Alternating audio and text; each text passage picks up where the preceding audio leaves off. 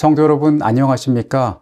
2026년 제2기 5과 성경을 연구하는 법 교과를 함께하게 된 저는 페닌슐라 교회를 섬기는 전상훈입니다. 말씀을 여는 우리의 여정에 성령께서 언제나 함께하여 주시기를 간절히 바라겠습니다. 기도하시고 이 시간을 시작하겠습니다. 우리를 사랑하시는 아버지 하나님, 우리가 말씀으로 만나게 되었습니다.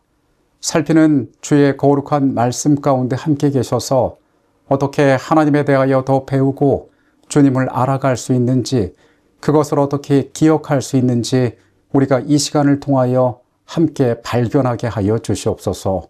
성령께서 우리의 유일한 안내자가 되어 주시옵소서.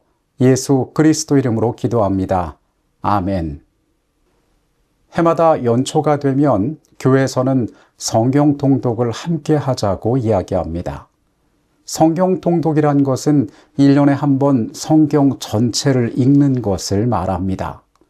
우리가 잘 아는 것처럼 성경은 구약성경 39권, 신약성경 27권 합하여 66권으로 이루어진 책입니다. 결코 짧다고 이야기할 수 없습니다. 이 책 전체를 읽기 위해서는 매일 빠지지 않고 하루에 20분 혹은 30분의 시간을 들여서 말씀을 읽어야만 성경 전체를 통독할 수 있게 됩니다. 하루에 그 정도 시간을 내는 것은 어렵지 않겠다라고 생각할 수도 있지만 막상 우리가 매일매일 성경 통독을 시작해보면 그 시간을 구별한다는 것이 결코 쉬운 일이 아니라는 사실을 발견하게 됩니다. 성경 통독을 하다가 어떨 때에는 내가 말씀을 집중해서 바라보지도 못하는데 이게 과연 의미가 있을까라는 생각을 하게 된 적도 있으실 것입니다. 지금 이 시간에 함께하고 계신 여러분께서는 하루 중 어떤 시간에 얼마나 하나님의 말씀을 읽고 계십니까? 오늘의 주제는 시간입니다. 그리스도인이라면 누구나 하나님의 말씀을 깊이 살펴보기를 소원할 것입니다. 그러나 우리의 바쁜 일상 가운데 이 일이 잘 이루어지지 않는 것도 사실입니다. 짧은 시간이나마 말씀을 살펴보기 위하여 애써 본 적도 아마 있었을 것입니다. 잠깐 기도하고 잠깐 말씀을 보고 하루를 살면서 영적인 위로를 삼은 그런 경험 말입니다. 왜 우리가 하나님의 말씀을 이토록 우리의 삶 가운데에서 깊이 경험하지 못할까요? 이러한 문제들은 우리가 하나님의 말씀을 왜 살피는지에 대한 목적을 온전히 이해하지 못한 데서 올 수도 있습니다. 정로의 계단은 우리에게 이렇게 말합니다. 성경을 서둘러 읽는 데서 얻는 유익은 거의 없다. 성경 전체를 통독할지라도 그 아름다움을 보지 못하거나 성경의 깊고 숨겨진 의미를 깨닫지 못할 수 있다. 물론 성경을 읽지 않는 것보다 짧은 시간이나마 말씀을 보는 것은 우리에게 매우 유익한 영적 경험이 될 것입니다. 그러나 빠르게 성경을 읽다 보면은 우리는 그 안에 담겨 있는 중요한 많은 것들을 놓치게 될 수 있습니다. 읽지 않는 것보다는 좋지만 그것이 올바른 방법은 아니라는 것입니다. 우리는 하나님께서 우리에게 왜 하나님의 말씀을 주셨는지에 대하여 먼저 생각해 보아야 합니다. 하나님께서는 우리가 그분을 더 잘 이해할 수 있도록 우리에게 말씀을 주셨습니다. 그리고 우리가 말씀을 읽는 과정에서 말씀에 비추어 우리 스스로에 대하여 더 잘 발견할 수 있게 하시기 위하여 우리에게 말씀을 주셨습니다. 우리에게 말씀을 주셨다는 것은 이렇게 귀한 축복이 되는데 어떤 이들은 이 말씀을 읽는 목적을 내 성경적 지식을 늘리는 것으로 오해하기도 합니다. 물론 우리가 말씀을 읽을 때에는 성경에 대한 지식들이 증가하게 될 것입니다. 그러나 이것은 우리가 자랑하기 위함도 아니고 그것을 통하여 더 나은 구원을 얻을 수 있다고 믿기 때문도 아닙니다.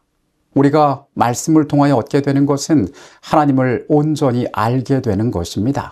그리고 우리가 하나님을 온전히 안다는 것은 그분의 품성을 배운다는 것을 의미하기도 합니다.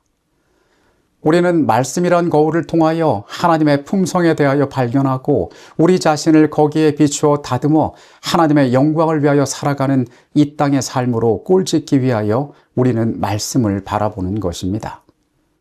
그렇다면 말씀을 살피는 하나님에 대하여 알아가는 이 귀한 일을 위하여 우리는 무엇부터 시작하면 좋을까요? 먼저 우리가 해야 될 것은 우리의 삶 가운데 우리의 시간을 준비하는 것입니다. 사도행전의 말씀은 베레아 사람들은 간절한 마음으로 말씀을 받고 이것이 그런가 하여 날마다 말씀을 상고하였다라고 이야기하고 있습니다. 우리 모두에게는 하루에 24시간이라는 기회가 주어졌습니다. 이 24시간이라는 것은 누구나 차별 없이 공평하게 주어진 것입니다. 우리는 우리에게 주어진 이 시간들을 내 삶의 우선순위를 두고 채워 넣고 있습니다.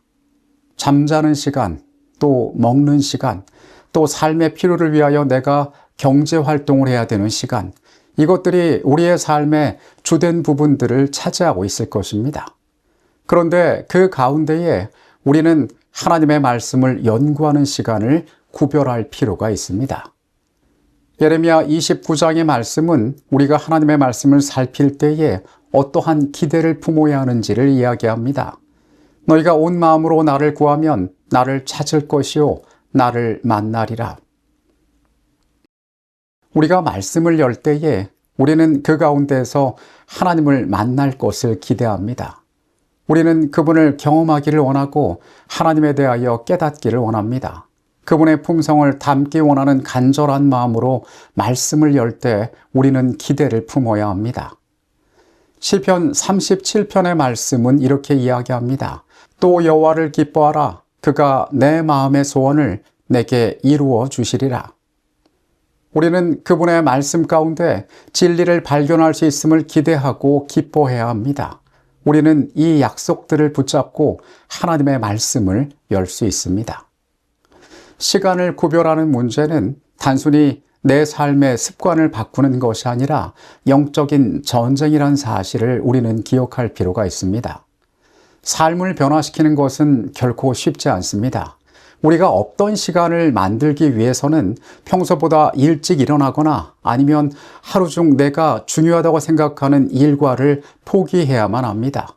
그러나 우리가 말씀을 살피기 위하여 우리는 하나님께 구하면서 우리의 삶의 모습들을 들여다볼 필요가 있습니다. 내가 말씀을 읽어야지 하나님의 말씀을 읽는 게 필요하지라고 마음으로 인정하는 것만으로는 결코 충분하지 않습니다. 그것을 실행에 옮겨서 나의 삶 가운데 중요한 시간을 구별하는 행동이 우리에게 필요하다는 것입니다.